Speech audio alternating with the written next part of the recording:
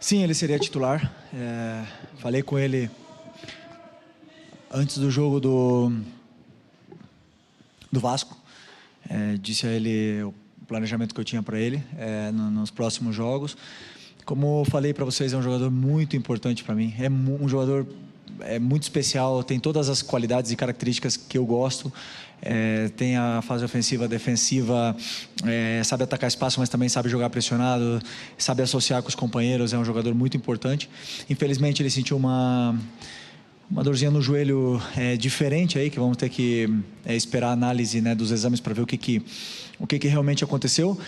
Eu acho que além do treinador que ficou triste de não poder utilizá-lo, ele mesmo foi o que mais sofreu com essa não possibilidade de jogar na casa dele, no país dele, contra a LDU.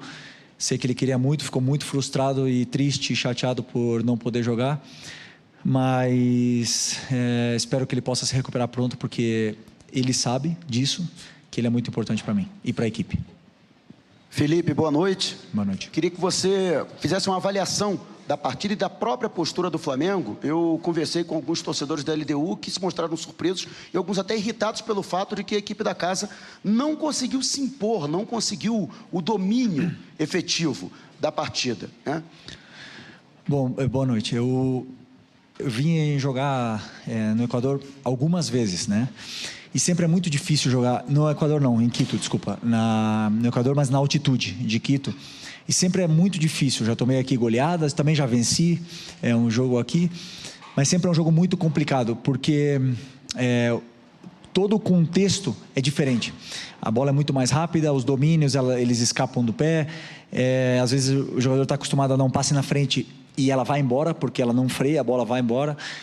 Então, conversei bastante com os jogadores e optamos por um plano de aproximação, de passes mais curtos e principalmente saber que o adversário também cansa e também corre, também tem que correr na altitude, por mais que eles estejam adaptados, estejam já totalmente aclimatados aqui, mas fazer eles correrem atrás da bola frustra e cansa, e eles não podem fazer o volume que eles costumam fazer na casa deles. Eu assisti, bota aí, desse ano praticamente todos os jogos deles, e em casa é impressionante o volume que esse time tem, né? E também analisei os times que jogaram aqui com linha de 5, sofreram muito porque eles conseguem te afundar para dentro da tua área, e com um número de cruzamentos muito altos e chutes de fora da área, rebotes, e principalmente o Arce, né, que é o cabeceador tão poderoso nesse jogo aéreo, eles acabam te empurrando e você acaba não conseguindo sair, né? Então, às vezes, dá uma falsa sensação de que o espaço está ali, mas você acelera, acaba perdendo a bola, tem que correr atrás da bola. Isso, depois do segundo tempo, se nota muito.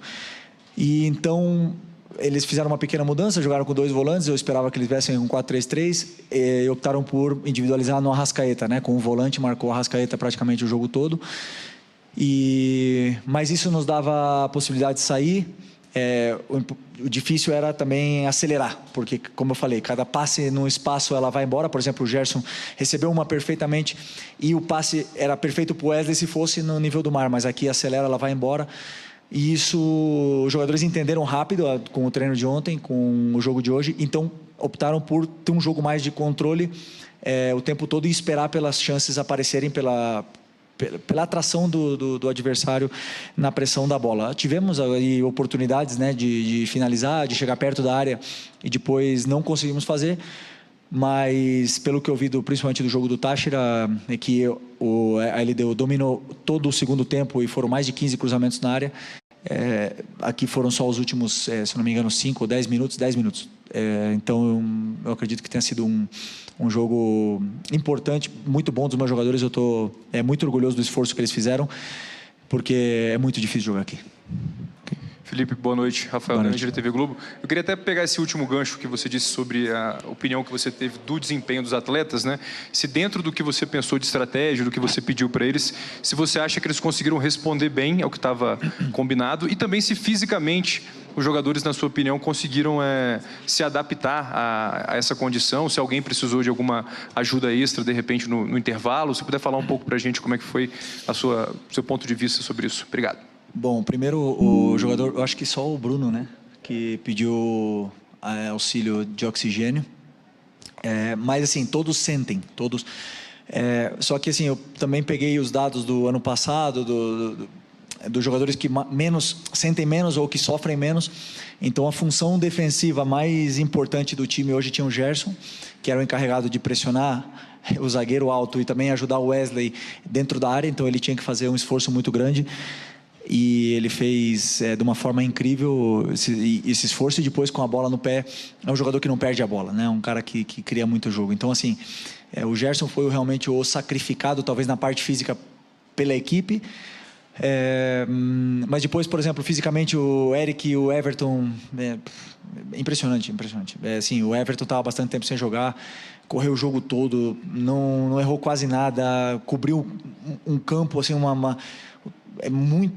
cortou muita bola perigosa. É um jogador, eu sei que a torcida às vezes pega no pé, mas é um jogador muito importante. Ninguém é titular da Copa do Brasil por acaso, né? E fazendo o jogo que ele fez, então eu confio muito nele. Fiquei muito feliz pelo jogo dele, fiquei muito feliz pelo jogo do Ayrton, já contra o Vasco e hoje. São jogadores que precisam dessa confiança, precisam se sentir confortáveis dentro do campo. E, assim, a nível geral, eu fiquei feliz com o desempenho de todos eles. Não posso te dizer que nenhum, assim, que eu não gostei. Okay? Felipe, boa noite. Boa noite. Dada todas as dificuldades que tinha, a questão da altitude, você perde o Gonzalo Plata ali, hora antes do jogo, era um jogador que, talvez do seu grupo, seria o mais adaptado a jogar aqui, fez base no Independente Del Valle, apesar de não ser daqui de Quito, mas jogou por muito tempo, quando joga na seleção, joga aqui.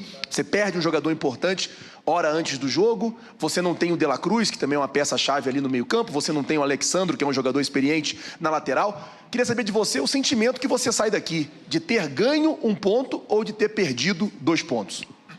Não, queríamos ter vencido. Era importantíssimo essa vitória, né? Porque nós mesmos nos colocamos nessa situação de perder o jogo em casa contra o Central Córdoba, onde, claro que agora temos que tentar... Agora e sempre, o Flamengo tem que entrar para vencer todos os jogos sempre, né? Mas, dadas as circunstâncias da dificuldade que é jogar aqui, não pelos desfalques, porque pode ser que a torcida ou até vocês da imprensa não tenham a confiança plena, mas eu tenho a confiança plena nesses jogadores que entraram hoje. E eles oscilam, mas eu confio na qualidade e no talento que eles têm, por isso que eles estão no Flamengo. Então, não pelos desfalques, mas sim dadas as circunstâncias da dificuldade que é jogar com a LDU, nos deixa vivos para poder continuar buscando a nossa classificação aí nessa fase de grupos, que é o objetivo. Última em português e caminhamos para o espanhol. Felipe, aqui na frente, tudo bem? Boa noite. Gabriel Alfoca, para Azul Rubro Negro, Revista Placar. Felipe, hoje você fez seu primeiro jogo como técnico na altitude, né? Você já atuou algumas vezes como jogador, seu primeiro jogo hoje.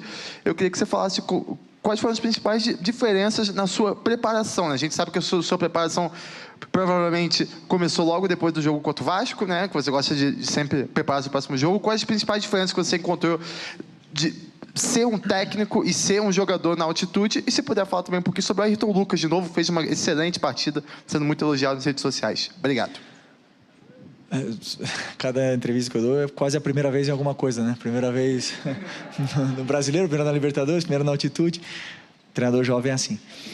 Mas estamos aí para isso, para evoluir, continuar aprendendo e melhorando. Mas,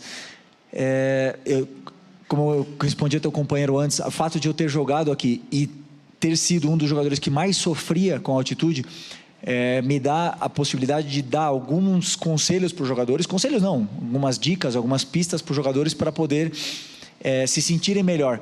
Mas é impossível, cada um tem uma adaptação, cada um sente de uma forma, cada um joga de uma forma, mas o plano de jogo, quando eu estudo o adversário, eu não posso olhar se está na altitude, se está no nível do mar. Eu olho os números dos jogadores, os sistemas, onde estão os espaços, onde estão as manipulações, e ali eu tento dar uma solução para os jogadores para eles poderem achar e se sentir mais confortáveis dentro do campo.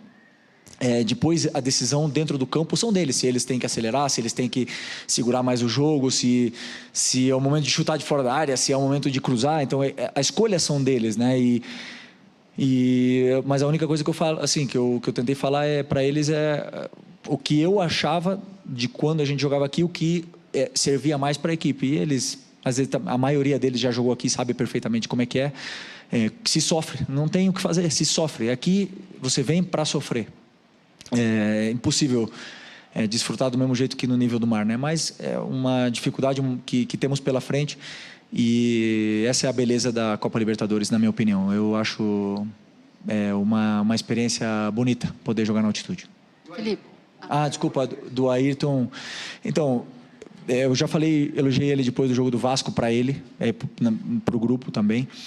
O Ayrton precisava de um jogo sólido, um jogo onde ele dominasse a lateral outra vez, que ele se sentisse dono da posição, onde ele controlasse os tempos e os de ataque e de defesa, e contra o Vasco ele não errou passes, ele fez o time andar muito rápido, uma forma rápida, e depois ele deu uma solidez defensiva para a equipe, e principalmente a bola aérea no jogo da defesa da área, que era uma coisa que a própria torcida pegava no pé, ele teve que marcar o Vegete praticamente todo o jogo, e ele fez perfeito. O tempo que ele durou, como eu falei, ele estava sem sequência, e é muito difícil o jogador desempenhar sem a sequência. E aí hoje, com o jogador com confiança e com sequência, a gente vê o Ayrton que veio para o Flamengo, esse Ayrton que me deixou no banco, o Ayrton que é capaz de chegar na seleção brasileira e pode muito mais. E nós vamos, pouco a pouco, dando esses pouquinhos de confiança para ele evoluindo aí e continuar crescendo junto com a equipe, que ele é muito importante para a gente. Felipe, aqui. Oi, Boa noite. Letícia de Almeida, Falazoeiro TV. Me permite fugir um pouquinho do tema do jogo, né, em si. A informação que saiu essa semana é que o Flamengo foi comunicado que o time, né, da Turquia, o Göztepe, não vai exercer a opção de compra do meia Vitor Hugo. E, por consequência, ele vai retornar ao Flamengo. E aí a informação que saiu também na imprensa é que você teria dito que não conta com o jogador e que ele estaria sendo liberado para ser negociado.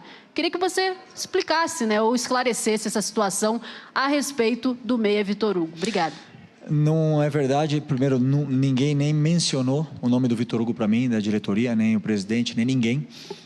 Eu falo com o Boto diariamente e não foi em nenhum momento o assunto. Eu joguei com ele, eu gosto muito dele, é um jogador muito bom, importante, que não perde a bola, é um meia com muita qualidade e que foi titular do Flamengo em 2022, parte de 2023 com o São Paulo, e foi praticamente titular na frente do Everton Ribeiro, e perdeu espaço em 2024 e optou por sair, né? Então, assim, a montagem de elenco, eu participo e dou opinião, mas a montagem de elenco não é minha. Não é minha. Se no dia de amanhã o Boto resolver trazer o Haaland sem falar comigo, eles podem fazer, claro. Eles vão escutar minha opinião, eu vou falar, esse jogador encaixa mais ou menos, e eles vão fazer. A montagem de elenco sempre é da diretoria. Então, no caso do Vitor Hugo, não é verdade. É um grande jogador, eu não sabia de nada. Mas, claro que virão reforços, os jogadores chegarão aqui para ajudar. Outros que não estão tendo espaço e vão sair. Esse é o ciclo do futebol. Sempre o importante é que tenhamos um elenco bem compensado em todas as posições. Para que aconteceu o que aconteceu hoje. Perdemos 2 volantes, mas os 2 volantes que jogaram são top, e perdemos um lateral e o outro é top, e ainda tem um que vai voltar, e essa concorrência faz eles crescerem. Hoje, por exemplo, para mim, o melhor zagueiro do Brasil até agora, que foi o Léo Pereira, ficou fora. Os outros 2 jogaram muito. Então, para mim, isso é ter um elenco completo e equilibrado na forma para eu poder depois escolher as peças e a equipe ser forte, independente das peças que faltam. Mas, repito, ninguém falou comigo do Vitor Hugo. Mentira o que falaram por aí.